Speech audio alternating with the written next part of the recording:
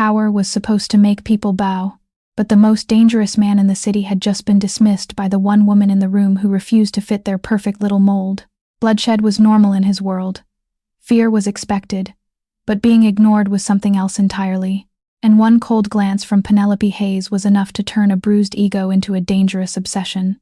Neon light spilled through the arched windows of Zero Bond, Manhattan's most exclusive private club. Inside, the air was heavy with Tom Ford cologne, spilled champagne, and the kind of ambition people sold their souls to keep. For Penelopey, it was just another Friday night she had been forced to attend. She did not belong with Zero Bond's usual crowd. Around her stood size zero models, hungry actresses, and trust fund socialites pretending vodka counted as dinner. Penelopey was different. She was fat, visible, and tired of pretending her body was something she needed to apologize for. And that was exactly why every man in the room noticed her. Except this time, the one man she refused to look at was the one man no one ever dared to ignore. At 240 pounds, she carried her weight with a quiet, grounded dignity that usually made people uncomfortable. She didn't shrink herself. She wore a deep, emerald velvet wrap dress that clung to her curves, her dark hair pinned up in a loose French twist. She knew she was beautiful, but she also knew how New York worked to the men holding the Black American Express cards. In this room, she was invisible, and that was exactly how she liked it. "Penny, please just look alive." Her best friend Holly hissed aggressively, adjusting her own microscopic sequin dress. Holly was an up-and-coming PR executive who saw every party as a battlefield. "Do you know who is supposed to be here tonight? The Romano family." Penelopey took a slow sip of her sparkling water, entirely unbothered. "Holly, I appraise antique jewelry for Christie's. Unless one of the Romanos is bringing me a 17th century Czar diamond to evaluate, I genuinely do not care about organized crime." "It's not just organized crime, it's Cassian Romano." Holly whispered, her eyes darting frantically toward the VIP section. "He controls the port union's half the real estate in Tribeca, and supposedly he's the reason that state senator resigned last month. He's lethal and he's gorgeous." "He sounds like a walking federal indictment," Penelopey replied dryly. "I'm going to the buffet. I saw them bring out those little truffle beef sliders, and I'm not letting a bunch of tech bros eat them all." As Penelopey turned toward the sprawling marble catering table, the ambient noise of the club suddenly flatlined. The heavy oak doors of the private entrance had swung open. The shift in the room's energy was palpable, a collective holding of breath. Cassian Romano had arrived.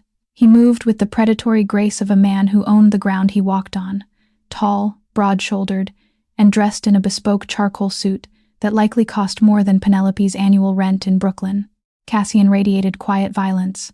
His dark eyes swept the room with utter boredom. Flanking him were 4 men, heavily built and hypervigilant, but Cassian was the undisputed center of gravity. Instantly, the parting of the Red Sea began. Men stepped back respectfully, lowering their heads, while women subtly adjusted their posture, pushing chests out and tossing hair desperate for a fraction of his attention. It was a pathetic display of submission, a synchronized dance of desperation. Cassian's gaze drifted lazily over the crowd. He was used to this. The fear, the awe, the blatant invitations. It was tedious. Meanwhile, Penelopey was on a mission. She had zero interest in the Mafia boss holding court by the entrance. Her eyes were locked on the silver platter of truffle sliders, sitting precariously close to the edge of the buffet table. The problem was Cassian, and his entourage had stopped directly in her path. Most people would have frozen. Most people would have backed away, waiting for the king to pass. Penelopey didn't break stride with a soft but firm, "Excuse me." She stepped directly in front of Cassian, completely blocking his view of the club. She didn't look up at his face. She didn't bat her eyelashes. She casually reached out, plucked the last truffle slider from the silver tray, took a satisfying bite, and walked right past him, the hem of her emerald dress brushing against his expensive trousers. She didn't look back. She simply walked away, chewing happily, heading toward the quietest corner of the lounge. For a terrifying 3 seconds, nobody breathed. One of Cassian's guards, a giant of a man named Matteo, instinctively shifted his weight, his hand moving toward the inside of his jacket.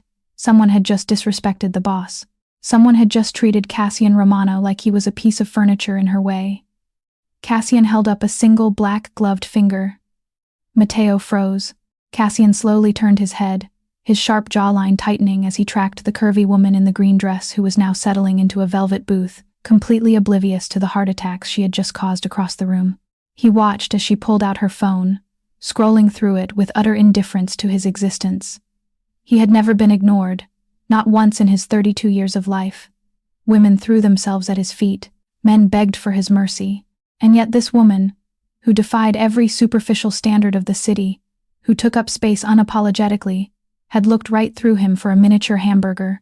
A slow, dark smirk curved the edges of Cassian's mouth.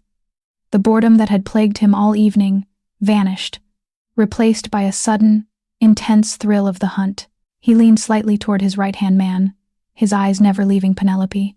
"Mateo," Cassian murmured his voice, a low, dangerous gravel that promised ruin. "That one, bring her to me." Penelopey was halfway through an article about restoring Victorian brooches when a massive shadow fell over her table. She sighed internally, putting her phone down. Standing over her was a man built like a commercial refrigerator, wearing a tailored suit that strained across his shoulders. It was Mateo. He looked distinctly uncomfortable, as if he had been assigned a task he didn't quite understand. "Miss Mateo," said his voice, a deep rumble that vibrated over the thumping bass of the club's speakers. "Mr. Romano requests your presence in the VIP lounge." Penelopey looked at Mateo. Then she looked past him across the club up to the elevated glass-paneled VIP section. Cassian was sitting on a leather sofa, a glass of amber liquid in his hand, looking directly down at her. He expected her to jump up. He expected her to tremble. Penelopey turned her gaze back to the giant in front of her. "No, thank you," she said politely. Mateo blinked. It was a slow, confused blink. "I don't think you understand. Cassian Romano is asking for you." "I understand perfectly," Penelopey replied, picking up her sparkling water. "I don't know Mr. Romano. I have no business with Mr. Romano, and I am not a dog to be summoned across a room because he snapped his fingers. So you can tell him no thank you." Mateo shifted his weight, his expression hardening. "Miss, it wasn't a request. People don't say no to him." Penelopey felt a flare of irritation heats. She was incredibly tired of arrogant men thinking they owned the world. "Well, today is a day for firsts. If he wants to speak to me. His legs work just fine. Now, if you'll excuse me, I'm waiting for my friend." Mateo hesitated.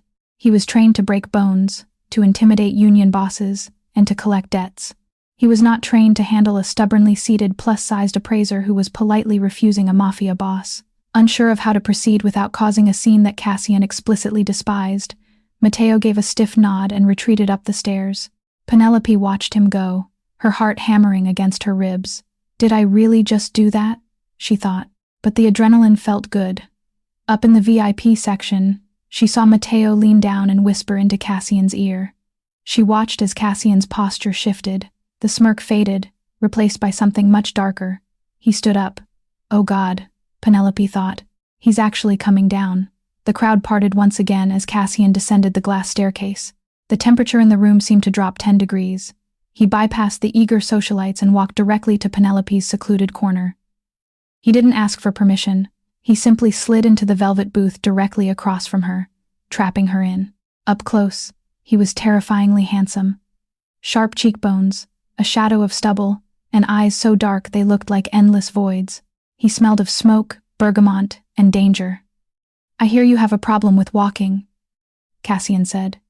His voice silky, dangerous, and incredibly close. "I have a problem with being summoned," Penelopey corrected, forcing her voice to remain steady. She folded her hands on the table, refusing to shrink back against the booth. "I don't know who you are, Mr. Romano, beyond the ridiculous whispers of my friend, but I don't do command performances." Cassian leaned forward, invading her space. He looked at her intently, his gaze mapping the soft curves of her face, the fullness of her lips, and the unapologetic fire in her eyes. "You ignored me. Nobody ignores me. I was hungry." Penelopey deadpanned. "You were blocking the food. It wasn't a personal vendetta." A genuine, startling laugh escaped Cassian's chest. It was a harsh, rusted sound, as if he rarely used it. The sound caused his bodyguards to exchange shocked glances. "You are." Cassian started tilting his head as he studied her. "You are completely out of place here." "So are you," Penelopey shot back. "You look like you're trying to figure out which of these people you're going to tax first." Cassian's eyes flared with a dangerous mix of amusement and predatory interest. "What's your name?" Penelopey, Penelopey. He tasted the name on his tongue. I am Cassian. I know. The whole room knows. Now if you don't mind, my friend is waving at me from the coat check, and I want to go home to my cat and my sweatpants. Penelopey grabbed her small clutch and began to slide out of the booth. Cassian didn't move to block her, but as she stood up, he caught her wrist. His grip was entirely gentle, yet completely immovable.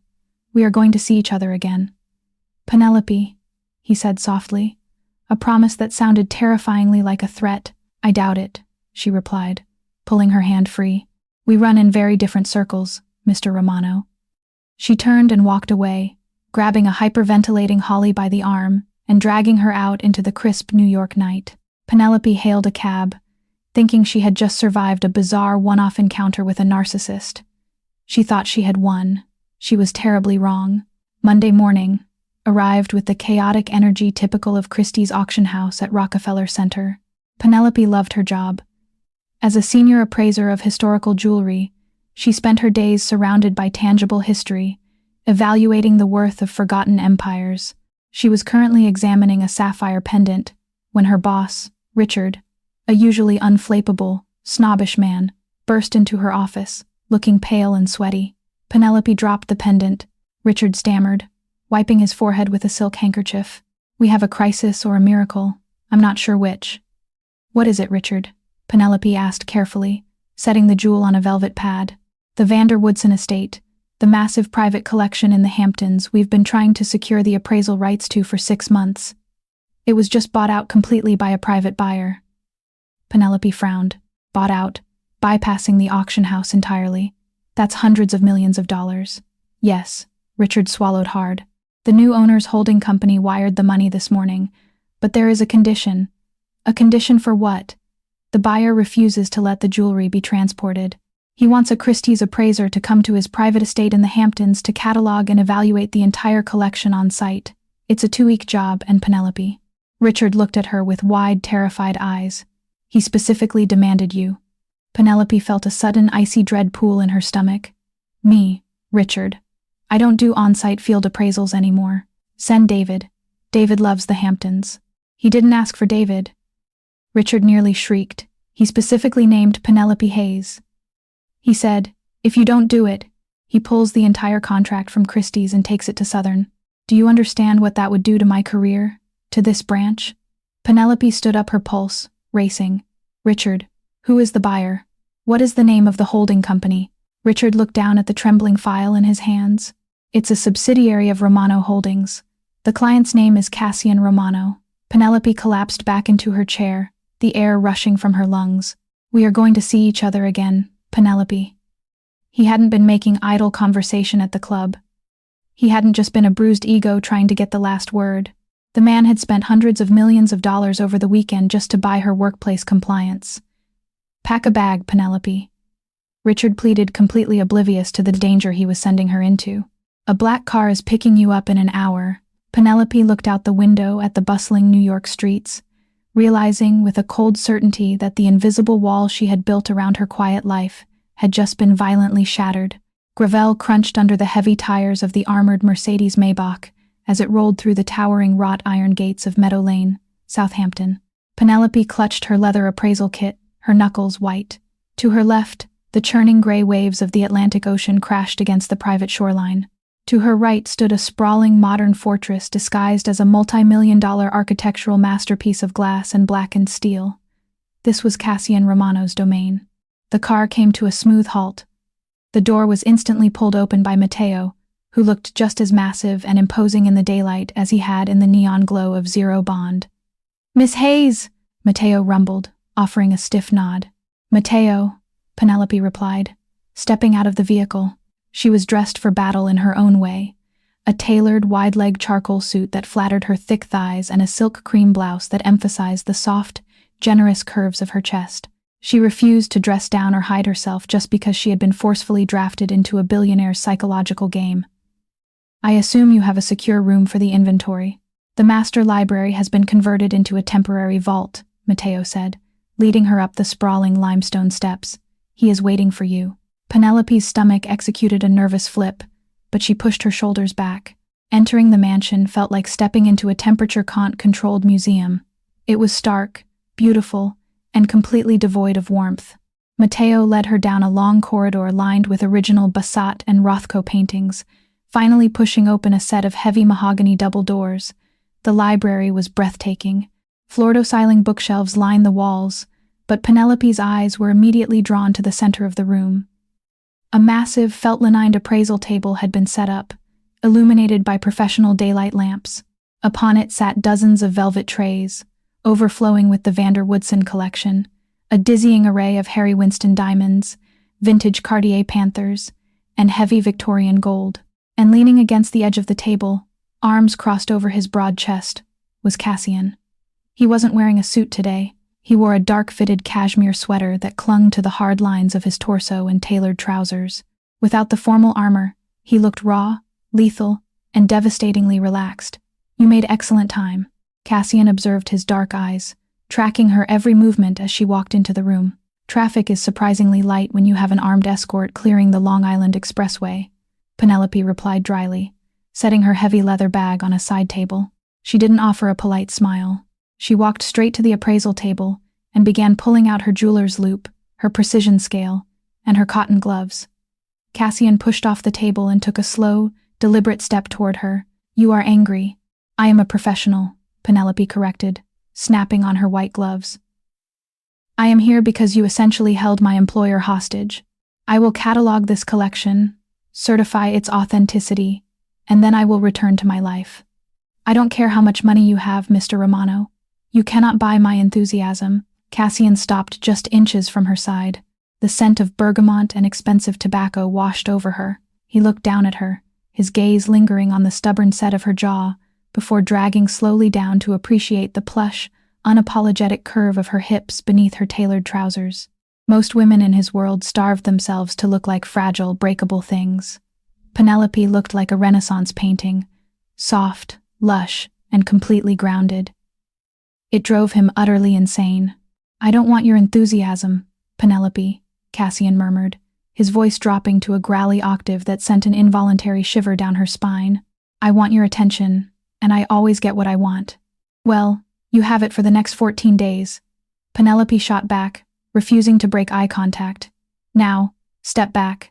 You're blocking my light, and I have a mid-century Bulgari necklace to authenticate." For a moment, the air crackled with tension. Cassian's jaw ticked, then a slow, dark smirk spread across his lips. He took a single step back, sliding his hands into his pockets. "As you wish, proceed." For the next 4 days, a bizarre rhythm developed. Penelopey worked meticulously from dawn until dusk, evaluating pieces worth millions. Cassian, to her intense frustration, rarely left the room. He sat in a wingback leather chair in the corner, holding meetings on a burner phone, drinking espresso, and watching her. He watched the way her brow furrowed in concentration. He watched the way she chewed on her bottom lip when a gemstone proved difficult to grade. He watched her like a predator, studying its favorite prey. On the 5th afternoon, the rain was lashing against the floor-to-ceiling windows. Penelopey was examining a heavy, remarkably ugly 19th century mourning brooch made of black onyx and gold. According to the manifest, it was an original piece commissioned by a minor Russian duchess. Penelopey adjusted her loupe, frowning. She ran her gloved thumb over the intricate gold backing. Something was wrong. The weight was uneven. She picked up her microscopic tweezers and gently pressed a tiny, almost invisible latch hidden within the gold filigree. With a soft click, the back of the brooch popped open. Penelopey gasped. It wasn't a mourning locket. The hollowed-out center didn't contain a lock of hair or a miniature portrait. It contained a tightly rolled piece of modern, highly durable micro or film. "Find something interesting." Cassian's voice came from directly behind her. She hadn't even heard him move. Penelopey spun around, clutching the open brooch. "This collection, it's not just a status symbol for you, is it?" Cassian's eyes dropped to the open brooch in her hand. The amused, arrogant smirk he usually wore vanished, replaced by a cold, calculating mask. He looked like the monster Holly had warned her about. "No," Cassian said softly. "It is not." "What is this?" Penelopey demanded, stepping back. "This isn't an antique inclusion. This is modern microfilm." Cassian stepped forward, cornering her against the appraisal table. He reached out not to take the brooch, but to gently wrap his large hand around her wrist. The Vanderwoodson patriarch was not just a wealthy socialite. He was a very quiet, very efficient money launderer for the Belly family, my biggest competitors. When he died, the Bellis panicked. They knew he kept a master ledger of every corrupted politician, judge, and Port Authority official on the East Coast, but they couldn't find it. Penelopey felt the blood drain from her face. He hid it in the jewelry collection. Exactly, Cassian said, his thumb brushing over her racing pulse. I bought the entire estate to legally confiscate it before the Bellis could tear the house apart. I needed a top-tier appraiser who was meticulous enough to find a needle in a pile of diamonds and stubborn enough not to ask questions. You lied to me, Penelopey whispered, anger flaring beneath her fear. You didn't bring me here because I ignored you at a party. You brought me here to do your dirty work. Cassian's eyes darkened, a flash of genuine fury crossing his features. Do not mistake my motives, Penelopey. I have 50 men on my payroll who could have dismantled this jewelry with a hammer to find that ledger. I demanded you because I couldn't get you out of my head. The ledger was business. You are a personal obsession. Before Penelopey could process the heavy, terrifying weight of that confession, the library doors violently blew open. The concussive boom shattered the heavy glass of the ocean-facing windows. Rain and howling wind tore into the library, scattering millions of dollars worth of paperwork and velvet trays across the Persian rug. Get down, Cassian roared. In a fraction of a second, he lunged forward, wrapping his massive arms around Penelopey's waist and tackling her behind the heavy solid oak of the appraisal table, just as a spray of bullets tore through the room, shredding the leather chair he had been sitting in moments prior. Penelopey screamed, the sound drowned out by the deafening crack of automatic weapons. Dust and splintered wood rained down on her. Cassian was pressed heavily against her, shielding her body entirely with his own. He smelled of cordite and adrenaline. Mateo, Cassian shouted into the chaos. Breach at the east gate! Mateo's voice echoed from the hallway, followed by the booming return fire of his security detail. It's Lorenzo Belli's men. They brought a small army boss. Cassian pulled a heavy matte black Glock from the holster at the small of his back. He looked down at Penelopey. Her chest was heaving, her beautiful face pale with shock. But she wasn't crying. She was clutching the black onyx brooch so tightly her knuckles were translucent. Penelopey, listen to me, Cassian commanded, his voice, eerily calm amidst the gunfire. He grabbed her chin, forcing her to look into his obsidian eyes. I will burn this entire island to the bedrock before I let a single bullet touch you. Do you understand? She nodded numbly. Stay behind the table. Do not move until I say so. Cassian rolled out from behind cover, firing 3 precise shots toward the shattered window. 2 men in tactical gear who had just vaulted into the room dropped to the floor, instantly neutralized. The sheer, terrifying efficiency of his violence made Penelopey's breath hitch. This wasn't a businessman. This was a king defending his castle. The library became a war zone. Mateo and 2 other guards breached the room, laying down suppressive fire. Cassian moved with deadly grace, coordinating his men while keeping himself positioned between the attackers and Penelopey's hiding spot. They're pushing the perimeter. Mateo yelled over the den. We need to fall back to the safe room. Cassian ducked back behind the appraisal table, grabbing Penelopey by the arm. We move now. Keep your head down. Penelopey scrambled to her feet, her heart hammering against her ribs like a trapped bird. Cassian kept his body wrapped tight around her side, practically carrying her as they sprinted through the library doors and into the chaotic hallway. Alarms were blaring, flashing strobe lights casting jagged shadows across the expensive art. They reached the end of the corridor where a seemingly normal wood-paneled wall awaited. Cassian pressed a bloody palm against a hidden biometric scanner. The wall slid open with a hydraulic hiss, revealing a steel-reinforced bunker. He shoved Penelopey inside Mateo and the guards following close behind before the heavy steel door slammed shut, sealing them in absolute terrifying silence. The safe room was stark lit by emergency fluorescent lights. Penelopey collapsed against the cold steel wall, finally letting out a ragged sob. The reality of the last 3 minutes crashed over her. She was a jewelry appraiser from Brooklyn. She liked antique cameos and quiet museums. Now she was covered in drywall dust, trapped in a bunker with a Mafia cartel. Cassian slammed his fist against the wall, a string of vicious Italian cursing escaping his lips. He turned, pacing the small room like a caged panther, Lorenzo is a dead man. I will mount his head on the throw's neck bridge." He stopped pacing and looked at Penelopey. She was trembling, sliding down the wall to sit on the floor, her knees pulled up to her chest. Cassian's fierce expression instantly softened. He crossed the room, dropping to his knees on the cold floor right in front of her. He didn't care that his men were watching. He reached out his blood-stained hands hovering over her shoulders before gently pulling her into his chest. "You're safe," he murmured into her hair, his massive hand rubbing soothing circles on her back. "You're safe, Penelopey. It's over." Penelopey rested her forehead against his chest, listening to the rapid, heavy thumping of his heart. She should push him away. She should be terrified of him. He was the reason she almost died. But sitting here enveloped in his heat and his ferocious protection, she felt an undeniable twisted spark of belonging. She pulled back slightly, looking up into his dark, obsessive eyes. Slowly, she opened her clenched fist. Resting in the center of her palm was the black onyx brooch, perfectly intact. "They didn't get it," she whispered, her voice. Cassian looked at the piece of jewelry and then up at the woman holding it. She hadn't dropped it. In the middle of gunfire, with fear tearing through her body, Penelopey had still protected his prize. Not because she owed him anything, because she refused to break. Cassian looked at her then, really looked at her.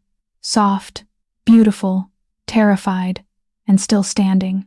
A slow, dangerous smile spread across his face. He reached for the brooch in her hand, but instead of taking it, his fingers closed around hers. "No," Cassian said quietly. "They did not win." His grip tightened. "But they made one fatal mistake. They showed you exactly what my world is. And now that you have survived it," he leaned closer, his mouth only inches from hers, "I am never letting you walk away from it." Penelopey Hayes thought she could appraise the diamonds, ignore the most dangerous man in Manhattan, and leave with her life unchanged. But Cassian Romano did not collect ordinary things. He claimed what no one else was strong enough to keep. Now the woman who refused to bow had become the one prize he would burn the city to protect. If Penelopey and Cassian's dark mafia romance pulled you in, hit like, share this story with someone who loves ruthless obsession and powerful heroines, and subscribe for more stories where dangerous men meet the one woman they cannot control.